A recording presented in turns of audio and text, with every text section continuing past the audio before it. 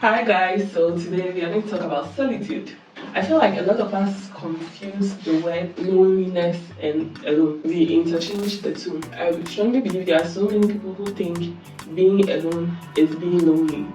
I was in a boarding house from the age of 6, almost turning 7. So yeah, I was in the boarding house from class 2 all the way to SS. And after SS, I went to university and I was on campus. So I've been one person who has been with people over and over and over again that to some extent. And even when I came home, I was sharing rooms with either my siblings, there are times I was sharing room with my mom. Like, I'm never alone. So for me, being alone was something I actually had to learn to make time for, like to really get my me time where even when there are people around, I can still separate myself and be by myself and enjoy my space. But then at the end of the day, I see a lot of people don't have it, and it's sad. Don't get me wrong though. I'm not saying you should be alone all your life or be by yourself. No, we weren't created to be by ourselves. Even God created if to be with Adam. Like, we are created for community and all that. And so I try my best to be with friends, to be with people, to go out, to go to church and everything, like things that will get me in a space with community. But I've also come to learn the importance of solitude, and that's what I just want to share with you guys today. Being alone is not a bad thing. It's really not a bad thing. It's actually a good thing. It's a privilege. You know, there are so many times in life that our circumstances will not even permit us to be alone. Like, for instance, if you give birth or you become a wife and things, you are constantly sharing a space with somebody else. And so at this point where, especially if you are single and you have like time to yourself, you have space to yourself, I think you should embrace it and enjoy it.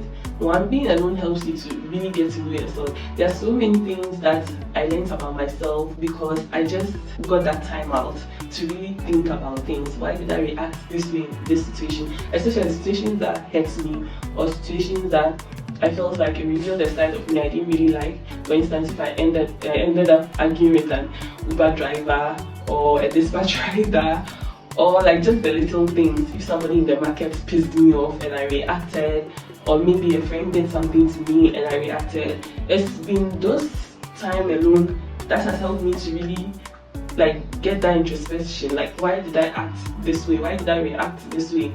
It's those times alone that makes you even get to know yourself, you get to know your weaknesses, you get to know your strength, and it helps you to be able to relate with other people. So for instance, if I'm able to see the situations where someone brought the worst out of me and I reacted this way, and I tell myself, okay, next time when this happens or when this triggers you, this is how you are going to react. I try to consciously remind myself of that situation and that situation and try to do better. That is how gradually I become a changed person. I don't just react to just anything. I just don't take everything personal, because a lot of times I even come to realize that sometimes people are just channeling their energies to you because you don't have anywhere to channel it to, and it's not even about you, you know. So they channel the energy and it's a bad energy, and you also can give them bad news. Then you just reveal a side of you that was never really meant to even come out. I remember there was a time that a friend was having an event. I can't really remember what the event was for, but a friend was having it in their house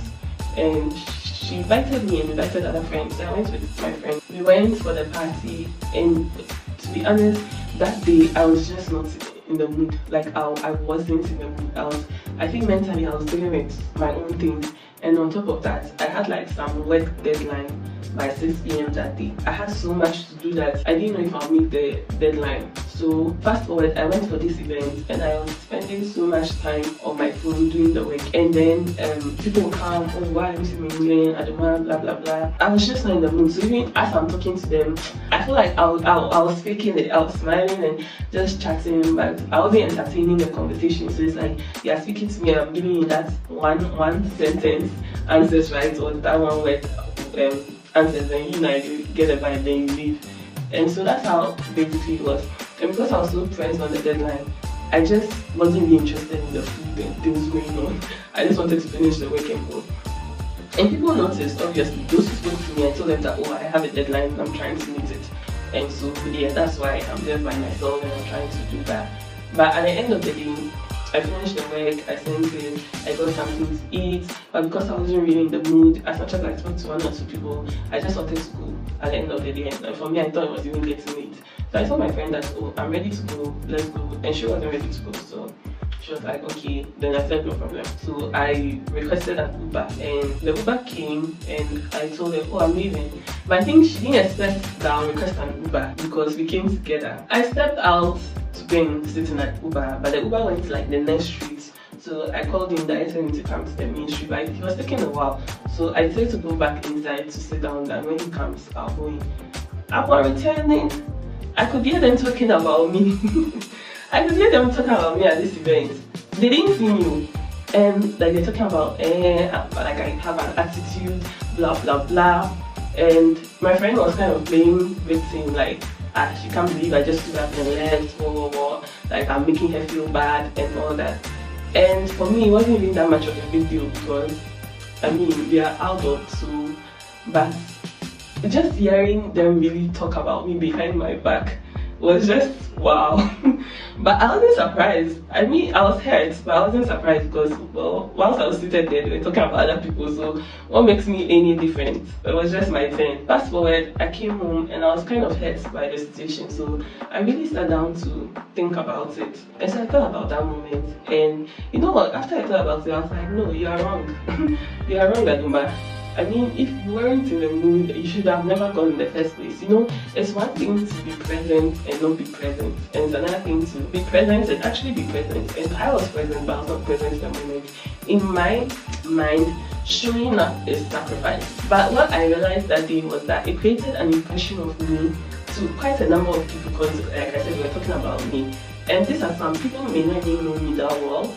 Like those who knew me, I expected better from them. Like if you could tell something was off, just read the room and make like a silly excuse for me, because sometimes I think that's what I do for my friends, and so I expected that from them, but rather it looked like they were also adding their own to the story, and it hurt me. That was what hurt me. But I thought about it and I was like, you know what, I shouldn't have even gone for that event in the first place if I knew I wasn't in the mood for it, one, if I knew I wasn't going to be present. You know, there's something about me where sometimes I don't feel like doing something and I do it anyway, or I show up anyway, and I end up enjoying myself. So in my mind, I feel like maybe that was one of the things. I felt like maybe going for that event to take my mind off things, but unfortunately for me, because I had to do work, it even worsened the situation. So really and truly, it was solitude, being alone, that made me accept the situation. And I told myself that I'll never ever put myself in such a situation like that again, to create an impression of myself that may not even be true because of one or two things, and my action or reaction in that moment wasn't the best. This is one of the biggest advantage I think you can ever have from solitude. That is really and truly, you know, taking time. When you have the time to yourself, take the time to study yourself, take the time to get to know your weaknesses, your strength, what you like, what you don't like. Why did I react in this way? Why didn't I react in a certain way? Like there are times that you are supposed to act but you don't act. Why didn't I do this? What stopped me from doing this? Why is this character off? Is this person around me that is bringing out these things? And with all of that, when you think about it and you really figure out what it is, I think you end up really taking the best decisions, and that's one of the things that will make you a better person, right? And I think for me, solitude did for me was it got me closer to God. It is in my quiet moments, in my alone time, that when I even start thinking about my life, I start seeing that, I need something higher than myself to really make it in this life, and that is God. And just being able to have that time alone. Sometimes it can just be going for a walk, or maybe I'm coming from somewhere and I decide to walk and I'm just thinking. By the time I realize, I've turned that thinking into a prayer walk and I'm talking to God, just a closer moment with God. And for me, I feel like that has really shaped my mindset in so many of the things I do. Like, I fear God so much. You know, when you start getting closer to God and having a personal relationship, the more you get to know Him, the more you fear Him. And this fearfulness is not even in, oh my God, like, I don't know how to describe it, but it's a fearfulness of reverence. Like, you respect somebody so much that you can't do some things. Like, you can't be some certain type of person because of your relationship with God. And I feel like that's what solitude has done for me. Another thing that I would say solitude helps with. Once you get to know yourself, you get closer to God, you begin to see how imperfect you are. You start to see the mercies of God in your life, how you played out in so many circumstances that you didn't deserve mercy. And so you need to give yourself that grace that God has given you. And I feel once you start to understand grace and mercy and how that has been extended to you, you start to extend it to people. It makes you make excuses for the way people react sometimes, so you don't become a victim of their actions, or so you don't react to their actions. Sometimes you even learn to forgive people because you realize that you've been forgiven so much that you can't hold something against somebody. And it's not really about the person or about, yeah, not really about the person, but I'll say something. A lot of times I forgive people because of my relationship with God, and not even because of the person. There are times that I want to hurt the person so bad. Like, I just want people to feel what they made me feel. But when I think about my relationship with God, and I'm like, see, the number of times I literally grieved the Holy Spirit, so I made God, I hurt God. Like, there are just certain things that that a child of God shouldn't be doing this, and you did it, and you're like, Father, forgive me, and you ask for mercy and you cry for mercy. Then someone does something to you, and sometimes not even compared to what you did, and you're like, why am I holding a grudge? Like, let it go. Let it go. So you learn to forgive people. See, there's so many things you can benefit from just being alone and really using your alone time. But this is one thing I'll say. If you're alone and a lot of the times depression sets in, I would say get help. By getting help, talk to the right people, because depression is real. Depression is really real. Some of you go through withdrawal symptoms when you decide to start learning solitude. It's going to take a while for you to really embrace being by yourself, because for some people, they have never even tried it. They are always in one relationship or the other, one friendship or the other. Like, there's never a time that they've been by themselves. They're always with family. They've not given themselves that room. So it's like when you give yourself that room, then it's like, oh, I'm bored. I would say that start learning to engage in things that you absolutely enjoy. If you're just listening to music, watching movies, art, painting, sewing, whatever it is that you actually enjoy, I think start doing it. If you have to pick up a new passion project, maybe cooking, start doing it. You'll be amazed some of the things you bet out of just being by yourself. Like, some of the talents you had that you didn't even know existed. And I think that once you begin to engage in those things and you begin to enjoy doing those things, enjoying your own company becomes easy. Like, there are times that you want to get out of the crowd because you can't wait to get back and do this, or you can't wait to just be by yourself and Netflix and chill because it's just been a hectic day. Yeah, I feel like sometimes a lot of us get into the state of depression because we have too much time on our hands. Like, some of us are just too free. So the devil, he likes the idle person, and he will give you he will let you engage in things you shouldn't be engaging in and all that. But aside that, I really think if certain things led to your depression, get help, talk to the right people, do things that will bring you out of that situation. Me, for instance, when I start feeling a little down and start having all these negative thoughts and things, I like to listen to sermons. Sometimes I'm not even listening to a sermon, like paying attention to it, just it playing at the background. By the time I realize, one or two words that the person says catches my attention, and I quickly snap out of whatever I'm feeling. You see, when you're asking this person, you can listen to a certain kind of music that will make you even more depressed. Why would you do that to yourself? Listen to like good spiritual music, like gospel music. That will really bring you out. Like, there's deliverance going on while you're even feeling whatever you're feeling. So I think that's it. That's all for today. I strongly believe, like I said, solitude is not a bad thing at all, because one, it helps you get to know yourself, your weaknesses, how you react. It literally makes you a better version because you keep making the right decisions when you really take your time to think about the things you did and why you shouldn't do it or you should do it.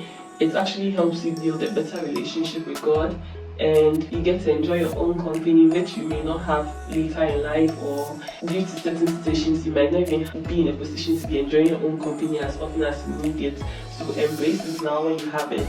And lastly, you can actually discover so many things about yourself that you didn't even know, like can build a new passion project that can later change your life. So it's really not a bad thing, and I just hope that this video is for the right person, whoever is listening, you're able to make the most out of it. And I'll see you in my next video. Please like, subscribe, share this video, leave a comment, and thank you for indulging me.